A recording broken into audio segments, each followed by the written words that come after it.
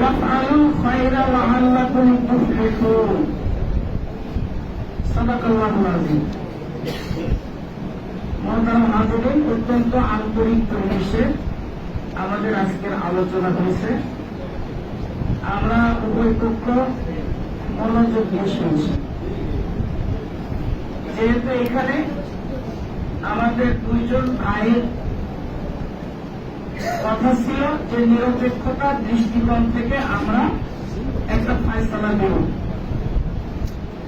আমি এই জায়গায় একটা বিষয় নিশ্চিত হয়েছি, ভাগ বাটোয়ারা যাই হোক তার রাস্তা আমার। কথাটা বুঝেছেন? উনি তার ফয়সালা দিতে গিয়ে যে সমস্ত কথাগুলো আমার আপত্তিকর করে তুলে ধরেছেন, এই বিষয়গুলো কিন্তু সবই আমাদের ফয়সালার সূত্র থেকে বেরিয়েছে। আমি মনে করি কোরআন হাদিস থেকে এতক্ষণ পর্যন্ত যা কিছু আলোচনা হইল, উনি বলেছেন যে কোরআন হাদিসের থেকে দলিল হয় নাই, কোরআন হাদিসের বাইরে কোনো আলোচনা এখানে হয় নাই, এটা নিশ্চিত।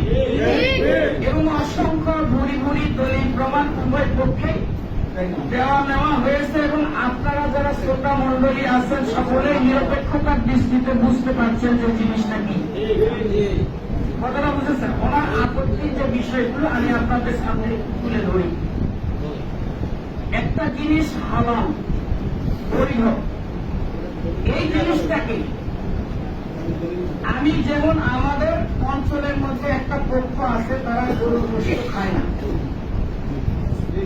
হযরতে সাহাবায়ে কেরামদের মধ্যে আব্দুল্লাহ বিন সালাম রাদিয়াল্লাহু তাআলা আনহু, উনি যখন ঈমান গ্রহণ করলেন, উনি উটের গোশতটা খাওয়া পছন্দ করেননি, কিন্তু সেই ক্ষেত্রে আল্লাহ পাক আয়াতে কারিমা নাযিল করে তার জন্য নির্দেশনা দিয়েছেন। আপনি একটা বৈধ জিনিসকে কোন সূত্র দিয়ে অবৈধ ঘোষণা করবেন? গরুর গোশত যদি জীবনে কেউ না খায় তার কোনো গুনাহ হবে না, গুনাহ হবে না, কিন্তু আপনার ছাড়তে বলার অধিকার আপনার নেই। ছাড়তে বলার অধিকার আপনার কোনো অবস্থাতেই নেই।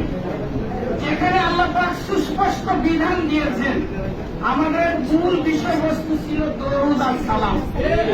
দাঁড়াবো কি দাঁড়াবো না এই নিয়ে তো মূল দ্বন্দ্ব। আসুন মিলাদ ব্যাপারে ওনারা ফয়সালা দিয়েছেন যে মিলাদে কোন রকমের বেদাতি প্রথা নাই, সেটা বৈধ, এটা ওনারাই ফয়সালা দিয়েছেন। এটাতে কোন দ্বন্দ্ব টানা করেন নেই। এবং যে সিলসিলার সূত্র দিয়ে আমাদের মিলাদ চালু হয়ে আসছে এটাকে তারাও বৈধতার স্বীকৃতি দিয়েছে, এতে কারো কোনো আপত্তি নেই। এখন কেন বিষয়টা ওনারা উত্থাপন করেছেন? মুআজ্জাল হাজিরিন, মহান রব্বুল আলামিনের ঘোষণা, ইয়া আইয়ুহাল্লাযীনা আমানু সাল্লু আলাইহি ওয়া সাল্লিমু তাসলিমা। তোমরা কি করো? আমার হাবিবুল্লাহর উপরে দরুদ পাঠ করো এবং সালাম দাও। এই জায়গায় আল্লাহ রাব্বুল আলামিন মুতলাকান বিধান দিয়ে দিয়েছেন। আমি দাঁড়ায় দিব না বসে দিব, দাঁড়ায় দেওয়ার ভরি ভরি প্রমাণ আছে। আমরা যখন মসজিদে ঢুকি রাসূল পাকের সালাম দিয়ে হাদিসের বিধানগুলো ঢুকতে পারি। বিসমিল্লাহ আসসালাতু ওয়াসসালামু আলা রাসূলিল্লাহ, সেখানে কিন্তু কেউ আমরা হামাগুড়ি দিয়ে ঢুকি না। ইমাম সাহেব যখন খুতবা দেয়, খুতবার মধ্যে এমন কোন খুতবা নাই যে খুতবার মধ্যে রাসূল পাকের উপরে সালাম নেই, সেখানে দাঁড়ায় দেওয়াটার বৈধতার স্বীকৃতি আছে।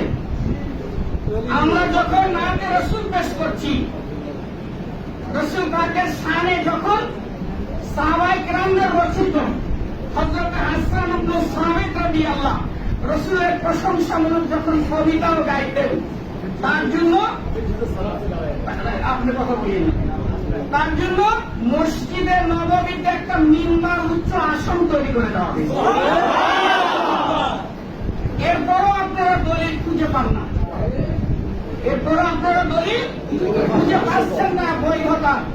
এখানে মুতলাকান যেটা আল্লাহ পাক নির্দেশ দিয়েছেন যে তোমরা রাসূল পাকের উপরে দরুদ সালাম পাঠ করো, এখানে কোনো কন্ডিশন দেওয়া হয়নি। একটা মুতলাকান হুকুমকে আপনি কি করে মোতায়েন করবেন? মোতায়েনের সূত্রটা কোথায় আপনার? মুআজ্জাজ হাজিরিন, এই সার্বিক বিবেচনায় আপনারা বুঝতে পেরেছেন যে আমরা যারা মিলাদের পক্ষে এই পক্ষ বিজয়ী হয়েছে।